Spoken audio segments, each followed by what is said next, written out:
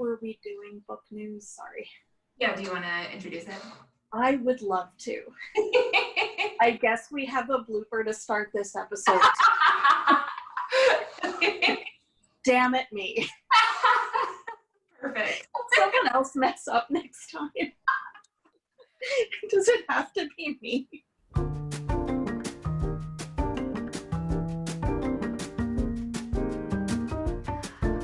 Hi, I'm Julia. I'm Rachel. And I'm Kelly. And this is What You Should Read, The podcast where we should all over our books. and this is my cat who's here in my lap. How is everyone doing? Great. I'm so happy. I'm reading one of my favorite books from childhood. This will be coming up shortly. Yay. Yeah, you were texting about that earlier, and you said it's going to be your answer for every single segment. So Yeah. I'm very proud of myself. I was so productive today before, like I had 45 minutes and I was ready to podcast, but we weren't ready to start, and I cleaned my whole kitchen. Yeah, I feel good. I don't know what's wrong with me. Kelly's like, what is wrong with you? Wow, I'm impressed. You're just a really good adult. I don't know. I don't think I was yesterday, so I think today I was like, I need to get my act together. But speaking of which, Kelly, tell us, what are you reading? The big I am reading Prom Dress by Leo Litka. I might have totally butchered that name, but as I mentioned a few episodes ago, it was one of my favorite books in elementary school. I read all the point horror novels, actually probably not all of them because there were a ton, but this one was my favorite. It's this girl who's dating a guy that she thinks is out of her league, and she also is a caretaker for her rich, weird next door neighbor who is an old lady. And she finds this dress that she thinks is the most beautiful dress in the world. I'm going to just put this up so you guys can see it. Those of you who are watching, this is not the most beautiful dress in the world. This is actually pretty hideous.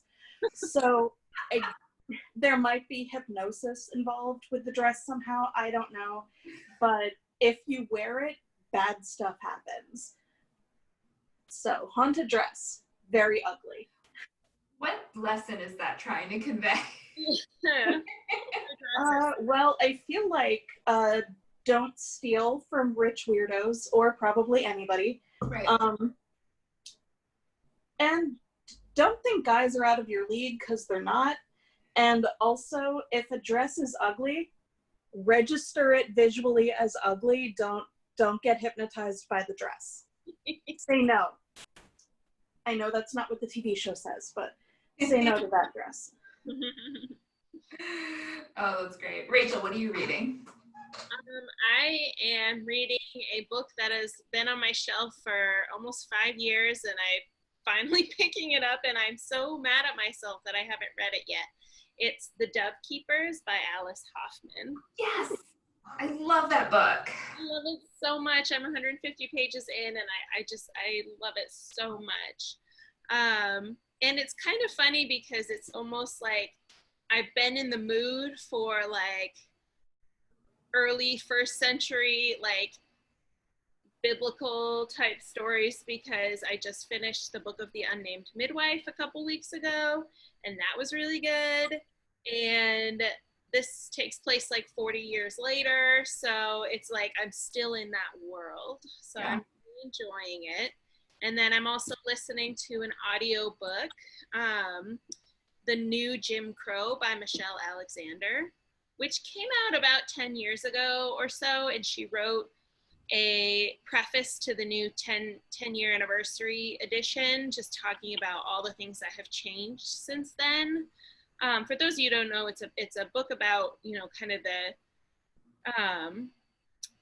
how the prison system and mass incarceration of Black people is sort of just like slavery evolved, rather than like, oh, we all think we're so great and racism is gone. We know that's not true. And, in the new preface, she talks about how since she wrote the book, like I mean, Trayvon Martin, Freddie Gray, the whole Black Lives Matter movement happened, and how actually there has been a slight decline in private prisons and incarceration of Black people, but it's been replaced by private detention centers, incarceration of brown immigrants. So, Wow.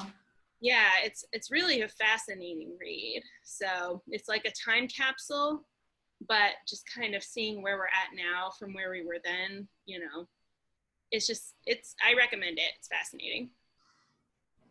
I have been meaning to read that, so that's a good idea to get it on audio. Well, I finished my N.K. Jemisin book, The Obelisk Gate. It was really good. So now I need to start the third book in that series soon. But right now I'm taking a little bit of a brain break and I'm reading Well Played by Jen DeLuca, which is a companion to Well Met, which she published last year. And I got an e-arc from NetGalley and I'm really enjoying it. I won't say it's like the best book I've ever read. It's a romance. It's follows the trend that we're seeing in romance. I feel like right now, contemporary romance, where there are companion novels for, Jasmine Guillory does this, the Bromance Book Club author, whose name I can't remember right now. She does this, but so this is following Stacy, who was a character in Well Met. She was the main character in that book's best friend. And what I love about these books is they're all set at a Renaissance festival in Maryland. And my partner and I go to the Maryland Renaissance Fair every year, and it's something we look forward to. And this year it's just kind of sad because it's canceled for obvious reasons. You can't have a big event. Even if it is outdoors, it would just be ridiculous. It would be such a bad idea. So they canceled it, which is good and responsible, but it's just sad. I'm very sad about it. So reading this book, because it's set at fair, I'm just like, oh, this is nice. I'm like in that world. And so it's kind of like bittersweet, but so it's good. I'm definitely, it's definitely keeping my attention. And then I just started the audiobook of Rodham by Curtis Sittenfeld on Kelly's recommendation, and it is good so far. And that's good to listen to on audio for me because like I know the characters, right? I know who Hillary and Bill Clinton are. So but it's basically fan fiction about Hillary Clinton's life and what if she had never married Bill, what would have happened. So yeah. Okay, so I actually don't have any book news, but Rachel, Julia, did you guys hear anything fun that I can feel dumb about for not knowing? Well, actually, this is something that we had talked about, not on the podcast before, but but I think we talked about it just amongst ourselves. But since today's episode is all about movie adaptations, I think we should just talk about that Mrs. Everything by Jennifer Weiner has been optioned. And as we know now, that doesn't mean it's going to get made into a movie. It just means that a production company has optioned it. But I'm just really excited that we might get an adaptation of Mrs. Everything. And I think of all of her books, this is like perfectly situated to be a mini series because it's multi-generational, or not multi-generational, but it follows the same characters through different years. So it would be really cool to see that on the screen. But yeah, that was my book news.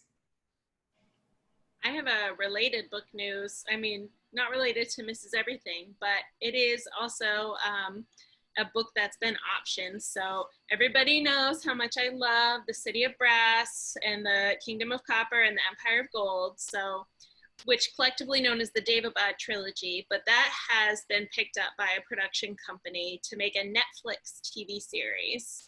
And it's like a new production company called Complete Fiction. Apparently it's run by people who are famous. I don't know them, but I'm really excited for a Netflix series based on the Daevabad trilogy. So I feel like if there's a Netflix connection, that's more likely it's going to get made, because I feel like Netflix is just like, give us all, they need content, right? They need as much content as possible. Right. So, yeah. I always get worried nowadays with the coronavirus, like, yeah, how long is it going to take for these new things to come out, So I guess we'll see. But so our next segment is our our main flagship segment of what you should read. And who has a recommendation they would like to give? I have one, but Kelly, you can go first. Okay, well, obviously you should all read Prom Dress. I think we should get together at some point and do a dramatic reading. Maybe not for the podcast, because I bet that's copyright issues. But I also just finished This Is My America. And as you can tell, the cover is absolutely gorgeous. Back is as well. And it was just, I finished it last night, and it's this amazing book. It's about a teenage girl whose father is in jail and will be executed in under a year unless she can get this Innocence X project to take him on, because she knows he didn't do it. He didn't murder the people that he's accused of murdering. And so she's trying to get this group to take his case on because she knows that's the best chance. Mm. But also, every day that goes by means it's less likely that it would do any good, even if they do take it, because, they're not going to postpone the execution just because he got a new lawyer. And there's all this other stuff going on, but it talks about, basically the way prisons are set up, the way that the criminal justice system doesn't work equally for everybody. It also deals a lot with generational trauma, which is such a hard thing, I think, to deal with in a book like this, or any book really, because you only have a finite number of pages. But it is a masterpiece of a book.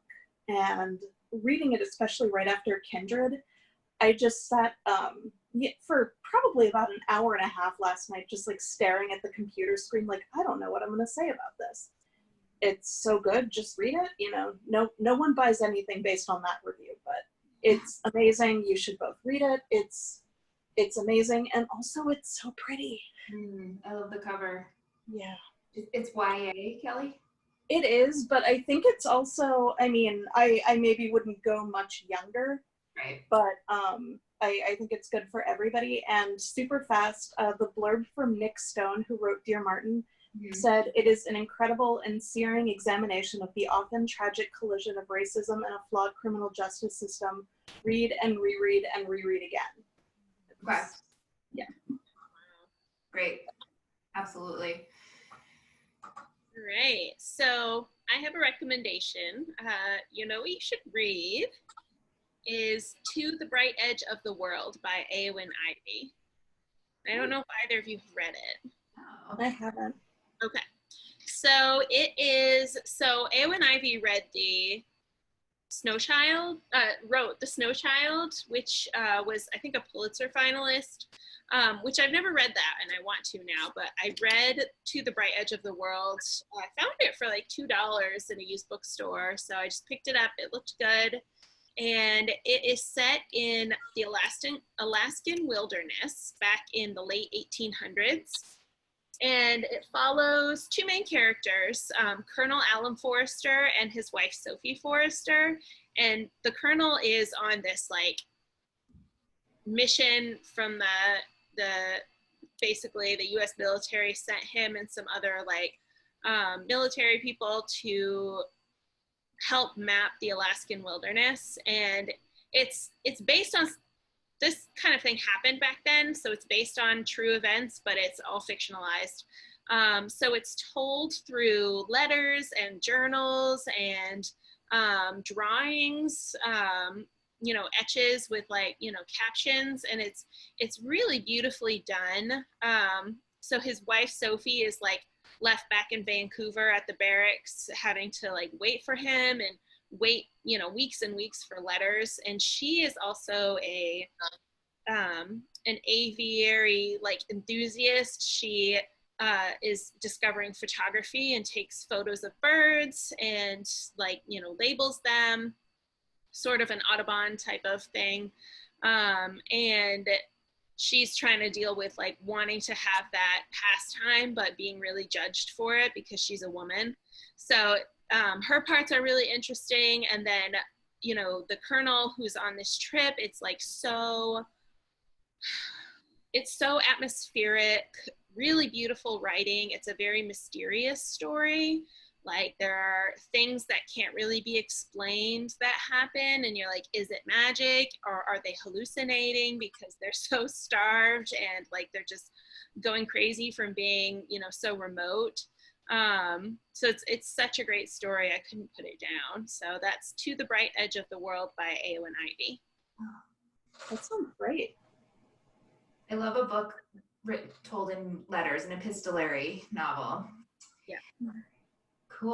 Well, I have a recommendation, but I think I'm going to save it for the conversation with the movies in a meal guys, because it ties into one of my favorite adaptations. So I think I'll save my what you should read.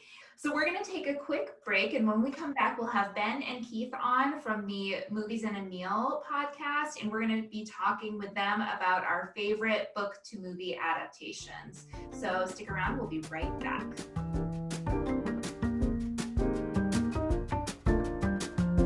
And we are back, and today we have Ben and Keith from Movies and a Meal. Hey guys. Hello. Thanks for joining us today. It's no problem. Yeah, I'm excited to talk about this, and I'm glad to be on the podcast. I feel like you guys are like our Big Brother podcast.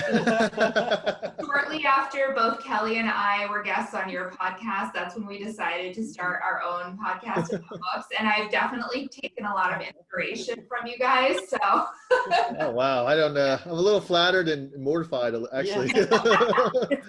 But it's good to know. I mean, well, this seems fun. I should do this too. So we are talking today. We actually had another episode where we talked about adaptations that didn't work very well in our opinion. So we wanted to have another episode about adaptations that we thought were good and ones that we enjoy. So I guess it'd be fun to just start with kind of a general discussion about book to movie adaptations and what do we think makes a good adaptation? Does anyone have any starting thoughts? Well, you know, I didn't put it on the list because it's such a classic, but if you took it like To Kill a Mockingbird, I just watched like 2 weeks ago. And if you can be pretty faithful to a book, but then just make 3 scenes that people will never forget. And I hope I'm not stealing anybody's one that was on their list. But in that one, there's 3, like when Scout confronts the mob and when Atticus, well, they all stand up, respect Atticus. And at the end, when Boo and Scout are holding hands, things you never forget. And everybody read that book when they were probably in elementary school, yet the movie just stands up because it doesn't go scene for scene, but it gets the themes perfectly. That's what works for me.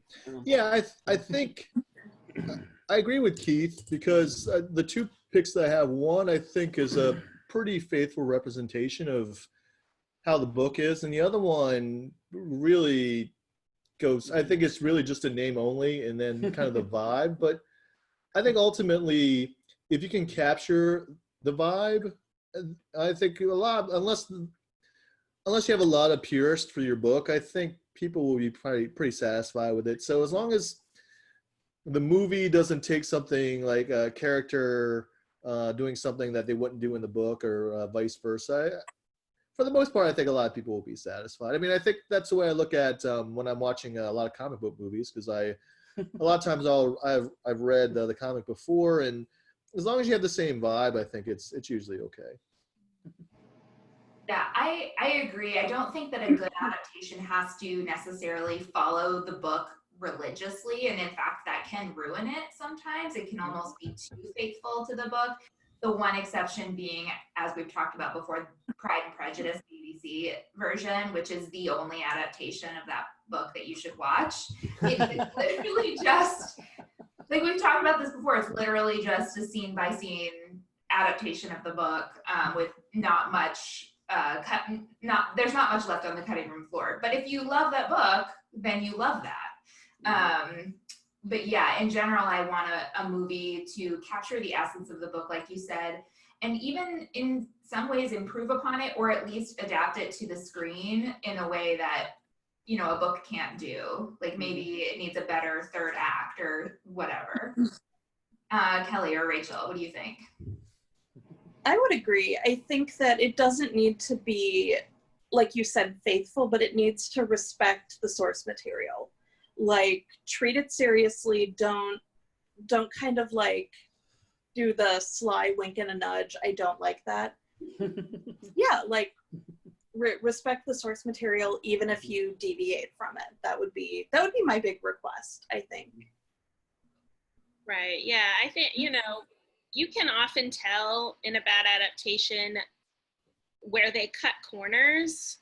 And I feel like if you're going to cut corners, it needs to be stuff that really doesn't matter, to the source material, the plot, the character. If the characters are not acting within like what to be their personality, or if they're just doing things that you're like, they would never do this, then that just tells me that they didn't really respect the source material either. Yeah, like Goblet of Fire in the Harry Potter series is a good example of Dumbledore acting out of character. Like the way he delivers those lines is not true to the book. So Absolutely. That's a deep cut, maybe. I don't know. No, I think nothing is more frustrating when you have somebody, a director or writer who does not, I mean, you don't have to use the source material as a Bible, but if you're just doing something, again, that's just way out of left field as far as what the characters to be, that's when it's upsetting. I mean, I rail all the time about some of these comic book movies, like I think Batman versus anything with Zack Snyder is usually kind of a bad offender of that. And that just, it upsets me a lot when that happens. I mean, you don't have to be note for note, but at least respect what the material is. Yeah, you want to feel like they've read it. Yeah. Yeah, and are a fan. I want to feel like whoever made this movie is a fan of the book or the source material. And I'll wait till the end because it might be on Ben's list, but there's a certain book I'll mention later. You can change the entire ending of a movie if you want to. You can make it the complete opposite. And as long as you stay to the book and you have a reason for doing that, it doesn't bother me. Yeah. Like I said, I'll mention that movie later because it might be on Ben's list, but there's one in particular that's just crazy like that.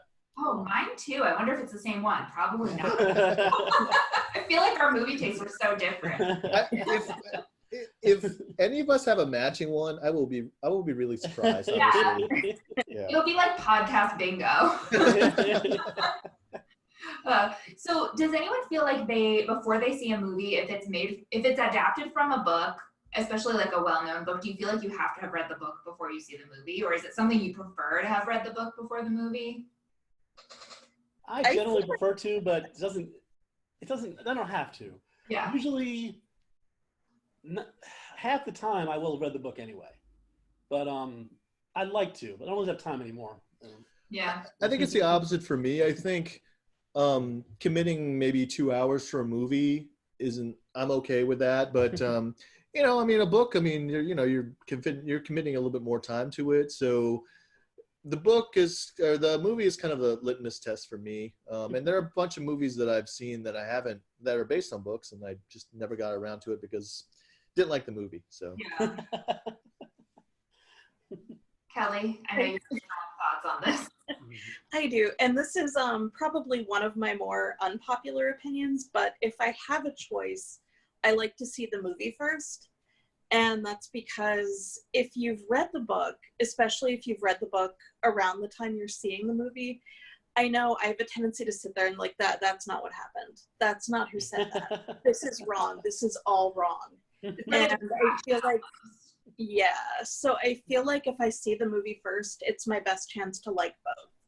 Because the book is usually better, but not always. And, it's usually also different enough that it's a totally different experience anyway. I don't know though. If it's a book I know I want to read, then I don't want to see the movie because I don't want to have that image in my head while I'm reading the book. I want to be able to just experience the book. Yeah. The book I don't think I'm going to end up reading, then I don't care, but I don't know. What about you, Rach? I mean, I hate to not have an opinion, but it's hard to say because I think if I had to choose, I would say read the book first, because I've seen movie adaptations where I'm like, if I had not read the book, I would not know what is happening right now. So sometimes it's just deepens my understanding of it. Well, at the same time, I might not be as disappointed with some movie adaptations if I hadn't read the book first. So, Yeah. you know, it's a double-edged sword sometimes. Yeah. I think that's one way you can tell if an adaptation works or not, is if you haven't read the book and you're watching the movie and you're like, I have no idea what's going on. Like, people have told me that about the Harry Potter movies. When they were watching Harry Potter, they were like, I don't know what was going on half the time. And I'm like, really? Because I've read the books a million times, so I know exactly what's happening. Okay, well, let's talk about some of our favorite book to movie adaptations. So we'll just go around and kind of talk about our favorites. So Ben, let's start with you. Oh boy. Okay. You know, I'm gonna go. My two picks. One, I think, like I said, is what I feel is a real faithful adaptation, and the other one is something that goes away in the opposite direction, but it's still good. But the first one I'm gonna go to. I love this book as a kid. I loved all her books as a kid. It's The Outsiders by S.E. Hinton. So I love the book. Francis Ford Coppola did the movie 1983, and the original one is actually chopped up pretty good, but about 15 years ago, he released what he called like the complete novel, and that's pretty much faithful adaptation to the book. But you know, the S.E. Hinton books, you know, The Outsiders, that was then, this is now, like Rumblefish and Tex. I don't know. I mean, I don't know if you guys have read it. I think we're all kind of in the same era, so I think that's just like on a lot of like young adult reading lists. Big old pony boy. Yeah. And you know, I mean, and it just amazes me that you know, S.E. Hinton. I mean, she wrote that in high school. I think she was 16, and Wow. I rewatched the movie again this week, and you know, it still has that same, I don't know, it still has that same connection, I think, now, because it's about kind of class divides between the socias and the greasers, and you know, family and doing everything like that. I don't know, the movie adaptation, fantastic. If you haven't seen it, it's basically everybody that you know as movie stars before they're movie stars. C. Thomas Howell, Ralph Macchio, Patrick Swayze, Rob Lowe, Tom Cruise, Emilio Estevez, Diane Lane. I'm sure I forget something. Oh yeah, Matt Dillon. I mean, it's great. It's great.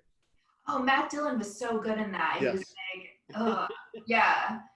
The acting I remember the acting in that movie being just fantastic. That's a great pick. Yeah, but I don't know. That's just there's some others, and we can mention, but I just felt like, especially having been such a fan of the book, and we just mentioned about how, you know, you watch the movie and you're such a big fan of the book, and how that can sometimes disappoint you. This one didn't disappoint me, especially the complete novel version. So yeah, that's the dream if it's a book you love and then the movie. yes. Yeah. Keith, you're up. All right. Well, like Ben, I like comic books, and this is one of my favorite graphic novels. There's one called Persepolis by Marjana Satrapi, which is about her growing up in Iran. And if you've never heard of this, it is so good. It's autobiographical, and it's kind of for a coming-of-age story in Tehran. And her parents are really into the revolution. And of course, they're disappointed when the fundamentalists take over. But it's all about her growing up, and it's a lot of humor. Like, she wants to be Bruce Lee, even though Iranian girls cannot be Bruce Lee. And she goes overseas and then comes back and learns to love Iran and loves her family. And it's just a fantastic book, and it's captured on screen in this in black and white pen and ink that is perfectly in the style of the novel. And if you've never heard of the movie or read the graphic novel, it's only about 100 pages, and they're both sensational. You know, I like her a lot. Who was in the movie? Like who? When did it come out? Well, it was animated. Oh, okay. It was an animated movie. It's like 2003. Okay. So there's nobody really famous in this, but she won. I don't think it won the best animated picture Oscar, but it was nominated. It came very close. It's just one of my favorite graphic novels and movies. Was it 2003? Because I remember watching it in the theater in Boston, and I think I was there like later, like in later 2000s, but maybe they just like released it at an indie theater, because I definitely remember going to see it in the theater. Yeah, it might have been in between. Like we're probably about half right. It's probably like mid 2000s. We're both wrong. It is a gorgeous film. That's so funny. That almost made my list, but I decided my list had a theme and it didn't fit into the theme. So we might have had, but it was definitely one of my backups because I remember I really enjoyed that movie. Cool. We're actually all reading a book called Darius the Great is Not Okay right now. What is that? I've heard that title, but I don't know what it is. It's a YA novel about a young, he's half Persian, his mom's from Iran and his dad is white, and it's about him, yeah, there it is. And okay, yeah. it's like a coming of age story. He's dealing with depression and just like he feels like an outsider at school, and then they take a family trip to Iran because his grandfather is sick. So he just kind of like a self-discovery novel almost, but they go to Persepolis in the book. They take a road trip to visit, and I thought about that movie when I was reading that book. Well, that sounds really good. Yeah. All right, I'm going to go around to the bottom of my screen to Kelly. You're up. Okay. So the first one I picked, it is actually a TV series, like a limited series. And it is I'll Be Gone in the Dark by Michelle McNamara. And HBO is airing the last episode tonight. So by the time this drops, it will have already happened. And the book is about her trying to solve the case of the Golden State Killer, who was a serial killer in California in the 70s and early 80s.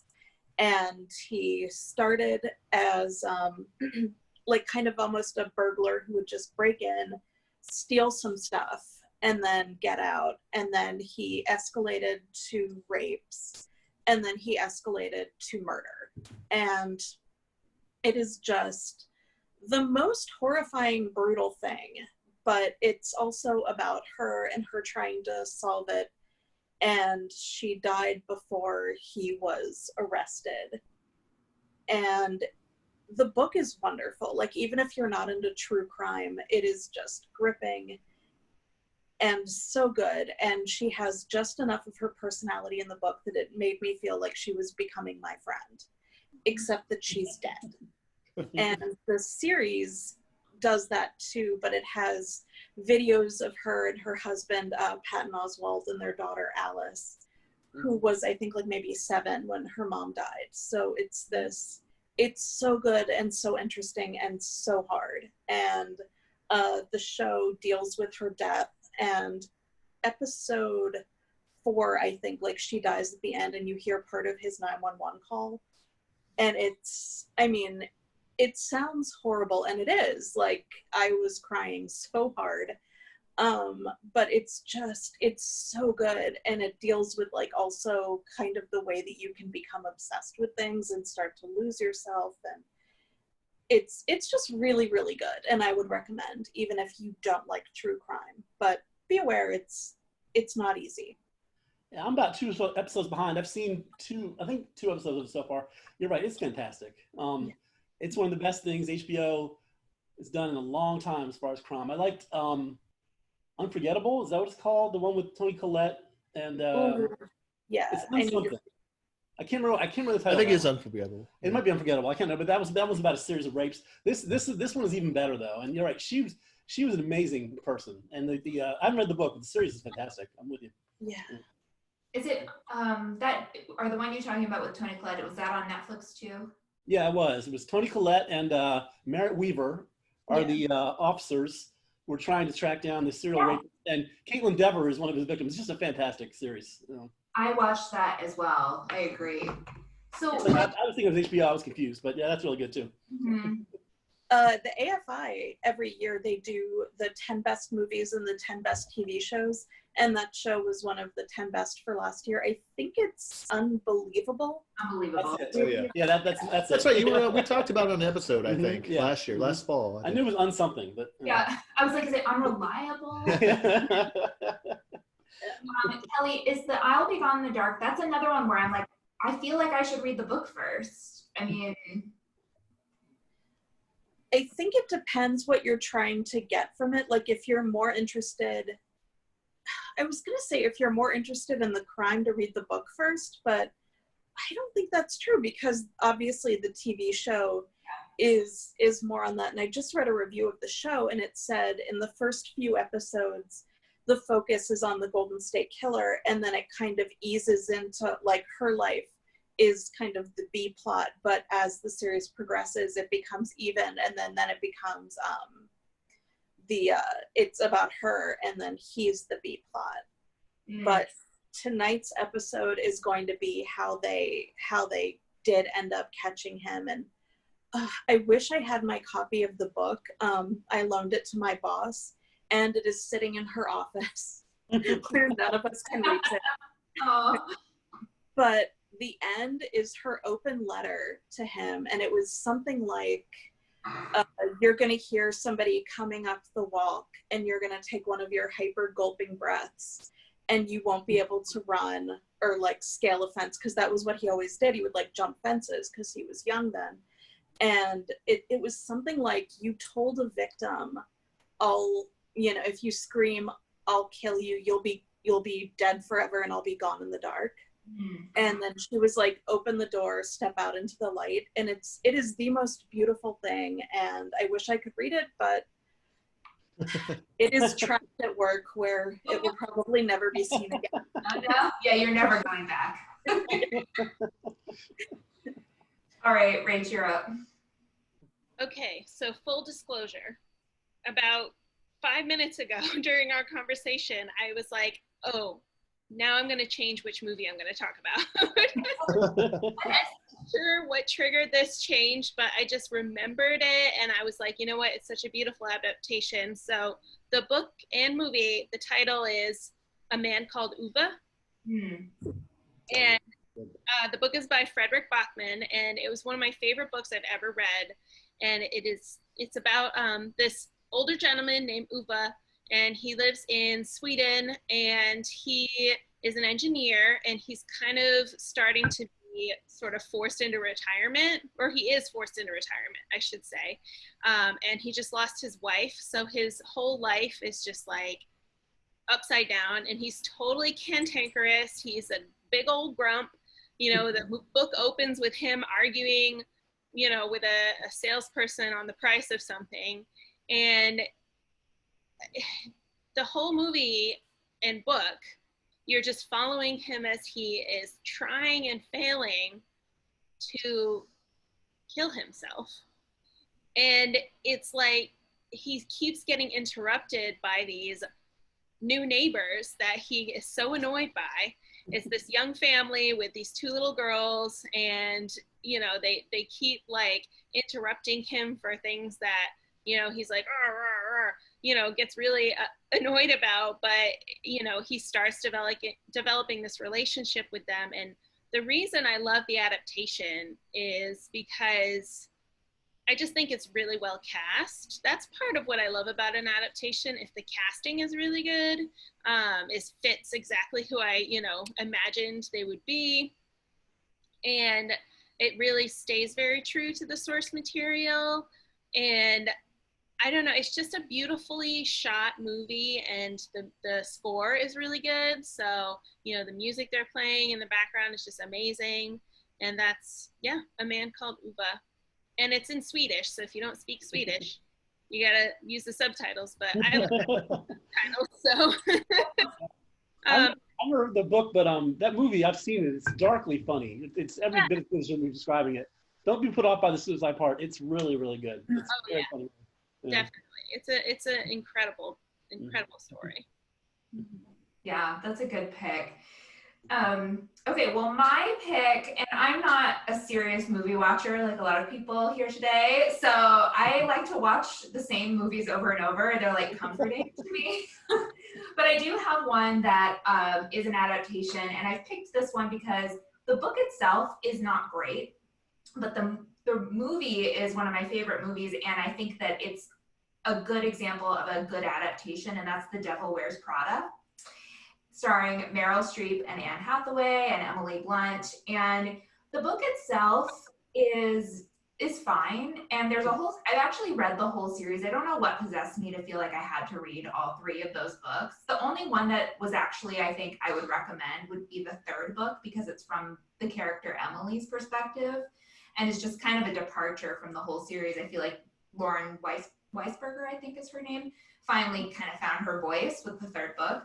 But the reason that I love this as an adaptation, I mean, it's a great movie. I love watching it over and over again. So many great montages. Meryl Streep as this Anna Wintour like character who's just this awful magazine editor who just makes her assistant's life miserable. It's just so fun, but it improves upon things in the book that were weak.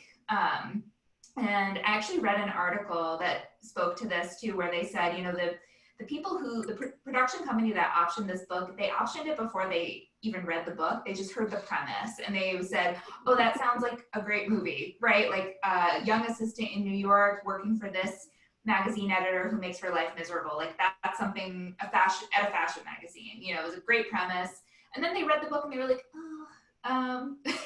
we have to change some things. It's just, it doesn't have a good story arc, and they really reworked the 3rd act to have a much more emotional impact at the end. And I thought the character development was much better in the movie. Like in the book, the Miranda Priestley character, she's just awful for no reason. Like you don't get any reason behind it. And then in the movie, Meryl Streep, who's just amazing, is able to convey that she's kind of a monster, but also there's some reasons behind it, and she brings more of a human element, and so it's just more interesting to watch.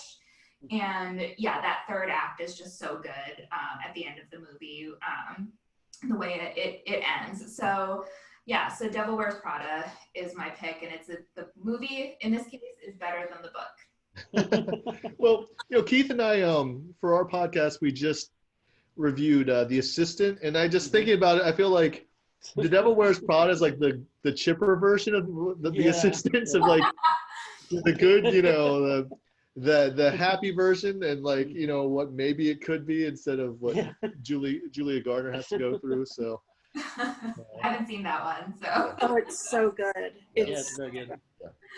Yeah. Okay, Ben, you're up again. All right. So, as you know, I mentioned The Outsiders and how I think that's a pretty good representation. I picked Moneyball as my 2nd pick just because I don't know how the hell they made that into a movie and then also made it a good movie. That's such a good pick. I totally agree. You know, I mean, Moneyball is a great book. You know, Michael Lewis, and it dissects, you know, this kind of statistical revolution of movies or not movies, you know, baseball and all that. And you know, they optioned it to be there you go. I got it. Shout out to Michael Lewis. You know, they optioned it to be a movie, and it was going to be directed by Steven Soderbergh, and he was going to make it this weird like documentary thing, and they were like, no. And and then they changed that, which really should have been such a dry topic to put on film. They made into this great movie with Brad Pitt and Jonah Hill. That's really kind of about how people buck the system, and how, you know, you can kind of be what's the buzzword? I think like disruptors, I think is the word, right? People use, and you know, I just really appreciate that one. That's you know, it really turned out to be good. It just has no business. A book about money, a movie about Moneyball, really has no business being anything as entertaining and as long lasting as the actual movie was. So that's my pick. Did Jonah Hill win an Oscar? I know he was nominated. Yeah, he was really good. They both were. Yeah. It's such a good pick. And like, full disclosure, I work for the publishing company that Michael Lewis publishes Michael Lewis's books. So he's one of our authors, and obviously we're like, thank God for Michael Lewis. He's amazing. And he sells a lot of books, and his books are so good. But yeah, it's always surprising to me the way his books are adapted into these movies that are fictional. Like The Big Short is the same. Yeah. And like The Blind Side. The adaptations just are so good, and his books are good too, but yeah, it's surprising the way it's adapted. Yeah. So that's my pick. Yeah, cool. Keith. All right, my number 2 is Rust and Bone. I don't know if anybody's seen this, but it's this fantastic French movie starring Marion Cotillard and Matthias Schoenaerts, and it's actually based on a a Canadian collection of short stories by a guy named Craig Davison. And what's amazing is it's only the first story. The first story is called Rust and Bone. And Matthias Schoenaerts plays a guy he's a bouncer at the beginning of the book, and he has a young son, but he wants to be a boxer. And even Marion Cotillard amazingly plays a woman who works at like SeaWorld. And I'm not spoiling too much here because it happens in the beginning. She gets attacked by a whale and she loses her legs. So then it's about their relationship. They start as friends, and it goes further. They become more than friends. And it's a pretty fantastic movie. It's all about finding, beauty and brutality, and awful things happen to them, but they just keep going. And you haven't lived till you see Marion Cotillard doing her routine to Katy Perry's Firework as she's trying to train this orca. This is not when she gets attacked, but Marion Cotillard doing her pantomime or whatever to Firework is just fantastic. Sounds like a wild movie. It really is a fantastic movie about how people get along. And like I said, amazingly, it's a great book of short stories, but they only used one of the stories. And this movie was really popular in France. It didn't do much here, but it kind of launched Marion Cotillard as one of her first movies, and she was fantastic in that. I'll have to check that out. I haven't seen that. It's based on a short story. Only one story in a good collection. But it's a fantastic movie, and it really is pretty uplifting. It's the way I described it. Yeah, cool. All right, Kelly. Okay, so what we were saying about a complete departure from the source material, I almost picked this, but I couldn't in good conscience because I haven't read the book. But Adaptation with Nicolas Cage is a representation of The Orchid Thief by Susan Orlean. And it is, to my understanding, completely different. Like, it's a total departure. So I do want to read the book, and then I guess if we ever do this again, that'll come back. But my other actual pick is Misery, which is a Stephen King book. So I'm staying on brand here. But the movie is super good. It got Kathy Bates a Best Actress award, and it's faithful, but they've also added Lauren Bacall as James Caan's editor, somebody who works with his books, and they have an old sheriff who's trying to figure out what happened to this author, Paul Sheldon. And so those two things, those two things are different, but like the novel, the movie really hinges on two people in a room, and it should not work, but it absolutely works. It's so claustrophobic and so scary, and Kathy Bates is just an absolute genius in it because she seems so sweet and so fun and maybe kind of stupid, but like she seems fun until all of a sudden you realize she is literally insane and she could kill him anytime she wants and no one would know. Such a good performance. Oh. Yeah, that's probably one of the few like Stephen King, I think, adaptations that are actually turned out pretty well. So that's a good one. Yeah, there was another one that was on our bad adaptations. Oh, there's a episode, right? The Shining. Yeah, there was. Yeah. A lot of people love The Shining, but as someone who loves his books, I'm like, please don't talk to me about that movie. Please don't. Yeah. Great, Rachel. Okay, so I'm like, which one should I talk about that I had replaced A Man Called Ove? But I think I'm going to go with the movie In Her Shoes, which is based on a novel by Jennifer Weiner, novel by the same name. And there are a couple of reasons I really love this adaptation. One, once again, it's beautifully cast. I mean, Toni Collette, Cameron Diaz, Shirley MacLaine, like so many good actors are in this movie. And they play the characters so well. I mean, Toni Collette, we have to kind of suspend our disbelief that she's been cast as what's supposed to be a plus size woman, but I can totally forgive her because her performance is just incredible. And one of my favorite scenes from that movie is when, so Toni Collette's character and Cameron Diaz's character, Rose and Maggie, they are sitting with their grandmother, Shirley MacLaine, and they are kind of looking at some old pictures, and they see a picture of this dog, and Maggie says, "Oh, that was Honey, that was our dog. We had him for like one day." And they tell this whole story of how their mother kind of woke them up early, drove them down to New York City to, try and sell her fudge to this candy store.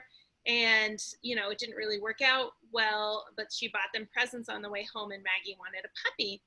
And the way that Rose and Maggie remember the day differently is just the way it unfolds is so incredible. And as you're watching it, you're just like, your heart is breaking, when Rose is describing sort of how their mother's mental illness is unfolding during that day, and all Maggie can remember is the fun, good times of the day. And it's just an incredible scene, and that's one reason I love that movie.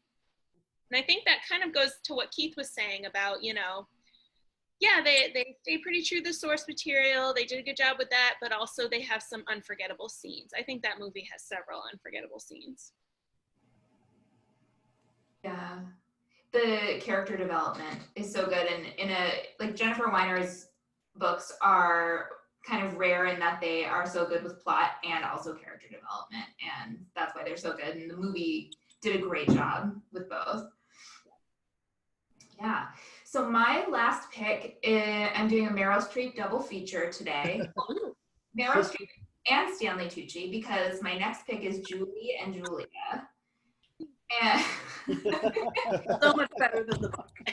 Yeah, well, and the thing is, what I love about this as an adaptation is it's not an adaptation of one book, it's an adaptation of two books put together and paralleled so well. And I think there are some people that say, oh, they don't like the Julie Powell story as much as the Julia Child story, which obviously, Julia Child lived an incredible life. She was a spy during World War II, and then she and her husband moved to France, and then he was being blacklisted by McCarthy. It's just, there's just so much American history in there too. Plus Julia Child is a legend in our, culture for food and just, culture in general.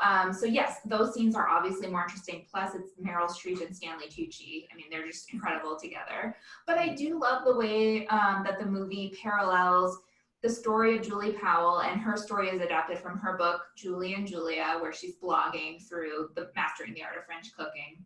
And then the other book that it's adapted from is My Life in France, which you should all read. That was going to be my what you should read pick, but I saved it because it is just such an incredible story. It's her life in France in the late 40s and early 50s, and just what was going on in the world, and then how she learned to cook. And I remember reading both. I read Julie and Julia, and then I read My Life in France after the movie came out because I was just so into the movie. So yeah, and I mean, it's just another great Meryl Streep performance. So Julie. I haven't seen the movie. I read Julie and Julia. I like the book.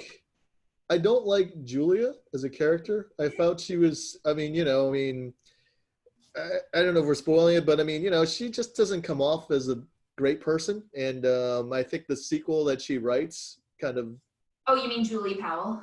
Yeah. The sequel that she writes after she gets the fame and explains what's happened. So I don't know, does the movie kind of change that at all? I mean, I can't imagine the Julie that I know from the book. I just can't imagine. I can't imagine Amy Adams playing that one. Is it changed at all? Yeah. Is it softened or? I know what you're saying, because Julie Powell does come across as kind of just self-absorbed and selfish. Yes. In the book, I think. And I think that Amy Adams does a good job of creating a multi-layered and multi-dimensional character. There are definitely times in the movie where you're like, wow, you're really just kind of being a jerk to your husband right now, and he doesn't deserve it. He's just being super supportive of you, doing this weird blogging project. But you also do kind of get the sense that, it's something I think a lot of women in their 30s can relate to, when you get to a point in your life where you're in a job where you didn't think like you'd be there for that long, and then you see your friends kind of going off and doing, like, kind of pursuing their dreams. And for her, she's like, oh, I was going to be a writer. I had all these plans, and those have been I've just kind of let those go. So I don't know, Amy Adams is such a likable actress. So Yeah. when I'm watching the movie, I'm not like, oh, this character's terrible. But Yeah. but she definitely does, like, I think, portray that side.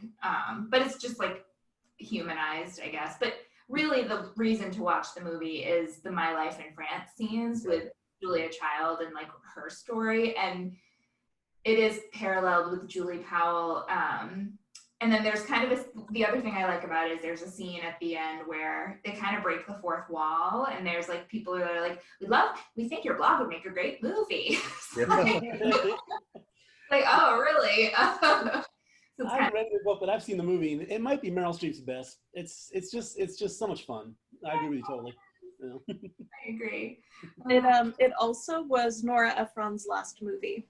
Oh, Yeah. wow. Okay. Wow. So I'm a huge fan of hers. So Yeah. Yeah. Sigh. I had no idea, but great movie. Yeah. Well, does anyone have a movie that they're just dying to talk about before we sign off that you didn't get in your top 2 picks? I thought Ben might have mentioned this. The biggest, craziest change ever at the end of a movie. Have you ever heard of The Natural? You probably have. It's a book heard of about it, haven't seen it. It's about an aging slugger, baseball slugger, and the movie's played by Robert Redford. And I'll tell you, in the book, he gets to his big at bat and he strikes out, and he's miserable for the rest of his life. So in the movie, of course, he hits a light-shattering home run. It is the exact opposite. One of the greatest But, endings of all time. It's Sports still a great movie. The character is almost the same except for that. He's a very complex character. He's kind of beaten down by life.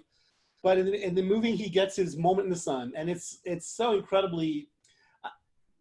No movie I could think of where they changed the ending that much. But still, they're still both great. You can't have a sports movie without that kind Yeah, of. exactly. Yeah, but the book is poignant when he strikes out too. So I just can imagine, like, if you'd watch in the theaters with the original ending and just how disappointed people would be. So, I mean, that's just like I don't know. I mean, I was gonna say it's like when but Rocky doesn't actually win in the first one. So that's right. Yeah. Yeah. But that's the one that struck me as like the biggest change in any movie between a book. Yeah, there are a lot. I mean, there are a lot that kind of change a little bit. One of my favorite David Cronenberg movies, A History of Violence with Viggo Mortensen. If you read the comic book of that, it's totally for the most, except for the basic premise, almost everything is different from what the movie and the TV or the comic book is. Yeah. But, yeah. Well, this was super fun. Thanks so much for joining us, guys. Do you want to plug your podcast or anything else before we sign off?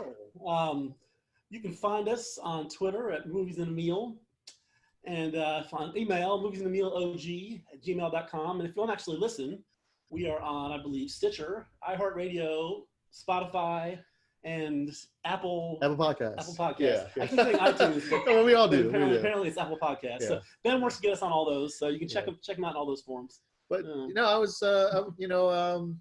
we're all kind of in this kind of shared podcast universe, and I'm happy. I'm happy that we got to do this, and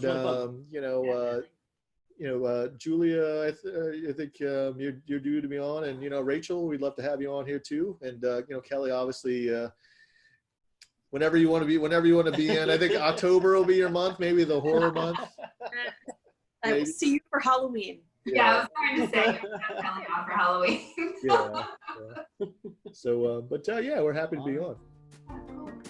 All right, well, thanks, guys. And that's our show. Thanks again to Ben and Keith for joining us. You can find us on social media at WYSR_podcast for Instagram and Twitter. You can email us at whatyousshouldreadpodcast@gmail.com. And you can find us on Goodreads at What You Should Read Podcast. So look us up.